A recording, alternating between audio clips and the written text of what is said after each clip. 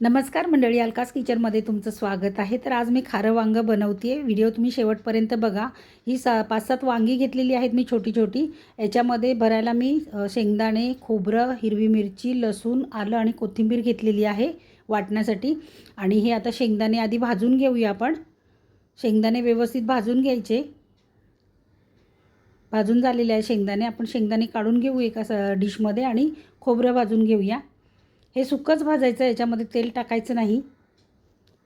झाले खोबरं पण भाजून आपलं. खोबरंही काढून घेते. आता ह्या मिरच्या घेतलेल्या आहेत मी. ह्या मिरच्याही भाजून घ्यायच्या आणि मिरच्या भाजताना ह्याच्यात किंचित असं तेल टाकायचं थोडंसं आणि तेल टाकून व्यवस्थित मिरची भाजून घ्यायची. मिरची पण भाजून झालेली आहे आपली. आता मिरची पण काढून घेते.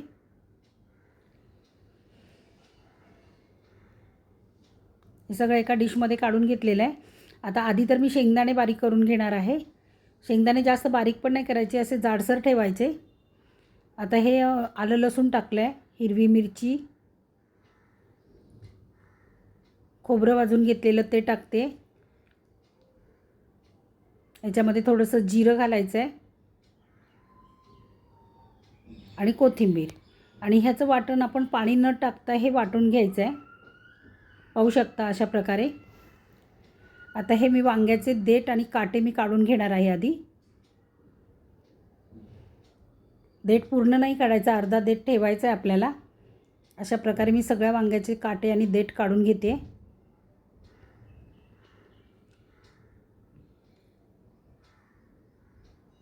वांगी आता स्वच्छ धुवून घेतलेली आहेत आणि पाण्यामध्येच ठेवलेली आहेत. आता आपण ही वांगी अशी कट करून घ्यायची मधोमध, बरोबर त्याचे 4 भाग करायचे मसाला भरण्यासाठी व्यवस्थित.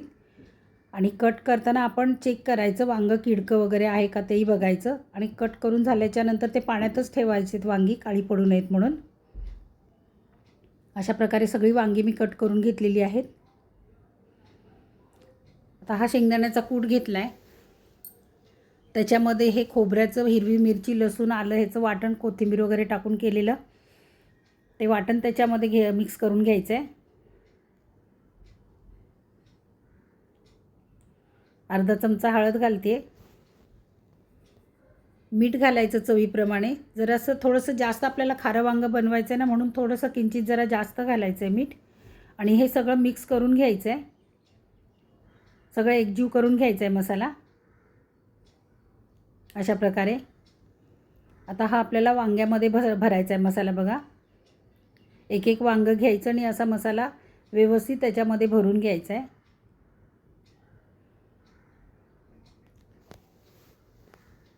सगळ्या वांग्यांमध्ये मी मसाला भरून घेते.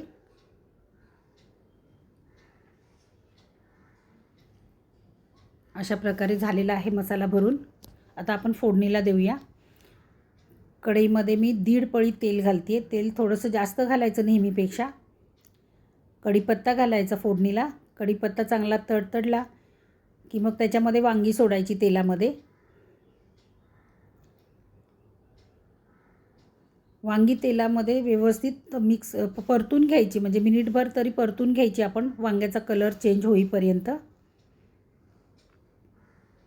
पाहू शकता वांग्याचा कलर चेंज झालेला आहे. आपली वांगी व्यवस्थित परतून झालेली आहेत. आता राहिलेला जो मसाला होता त्याचा शिल्लक, तोही आपण त्याच्यामध्ये ॲड करायचा आहे आणि तो मसालाही सगळा परतून घ्यायचा आहे व्यवस्थित. मसाला परतून झाला की आपण याच्यामध्ये पाणी टाकायचं आहे. मी तर 1.5 ग्लास पाणी टाकलेलं आहे. छोटं ग्लास आहे माझ्याकडे. तुम्हाला रस्सा हवा असेल तर तुम्ही पाणी वाढवू शकता. आणि उकळी आल्याच्यानंतर आपण झाकण ठेवून वांगं शिजवून घेणार आहोत. बघूया वांगं शिजलं आहे का. कलर तर छान आलेला आहे वांग्याला. खारं वांगं आपलं तयार झालेलं आहे. आणि हे जास्त गाळ पण नाही शिजवायचं वांगं. एकदम गाळ शिजलं की म्हणजे चव लागत नाही व्यवस्थित. तर आपलं खारं वांगं तयार आहे. व्हिडिओ जर आवडला तर नक्की लाईक करा, शेअर करा आणि माझ्या चॅनलला सबस्क्राईब करा. धन्यवाद.